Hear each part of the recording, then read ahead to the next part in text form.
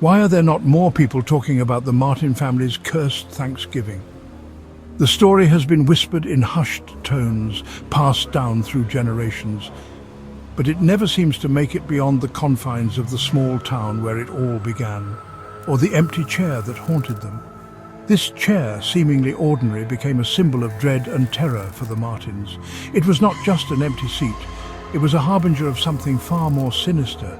It was Thanksgiving Day, deep in the woods at the Martin family's ancestral home. This house, nestled among towering trees, had seen countless family gatherings, but none as chilling as this one. The table, laden with turkey and pies, had an extra chair this year. It was a chair that no one had seen before, and its presence was unsettling. The family tried to ignore it, focusing instead on the feast before them. "Who's that for?" asked Jenna, the youngest. Her innocent question hung in the air, met with uneasy glances from the adults. They knew the answer, but none dared to speak it aloud. Her mother murmured, "It's tradition." But this was no ordinary tradition. It was a ritual, a grim reminder of a pact made long ago. But Jenna had never seen that chair before. Ornate and out of place, it seemed to hold a dark secret. Its intricate carvings and worn wood told a story of its own, one that Jenna was too young to understand.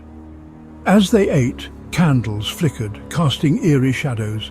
The light danced on the walls, creating shapes that seemed almost alive. The atmosphere grew tense, each flicker of the flame adding to the growing sense of dread. Jenna felt watched. The empty chair seemed to rock ever so slightly.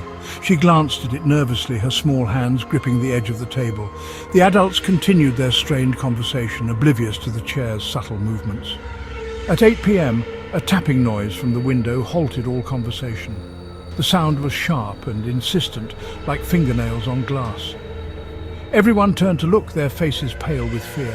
A figure with glowing eyes stood outside.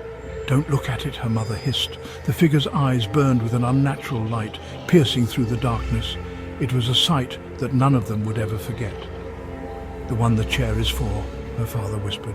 His voice was barely audible, trembling with fear. The family had always known that this day would come, but they had hoped it would never arrive. The figure stepped into the light, revealing decayed, skeletal features. Its skin hung in tatters and its eyes were hollow sockets. It was a grotesque parody of a human being, a nightmare made flesh. "I smell turkey," it rasped. Its voice was a dry whisper like the rustling of dead leaves. The words sent a chill down Jenna's spine, and she clutched her mother's hand tightly. Chaos erupted as candles blew out. The room was plunged into darkness, and the family scrambled to find each other. In the confusion, Jenna felt herself being pulled away from the table. Jenna felt a cold, bony grip. When she woke, her family was gone, the table clean except for the chair, now marked with faint, bloodied handprints. The room was eerily silent, and Jenna was alone. Every Thanksgiving since, the house remains empty, a silent witness to the horror that unfolded within its walls. The townspeople avoid it, fearing the curse that lingers there. Yet neighbours hear screams and laughter as the holiday nears. The sounds are faint but unmistakable, a chilling reminder of the Martin family's fate. The empty chair remains, a ghostly presence that haunts the house and the memories of those who dare to remember.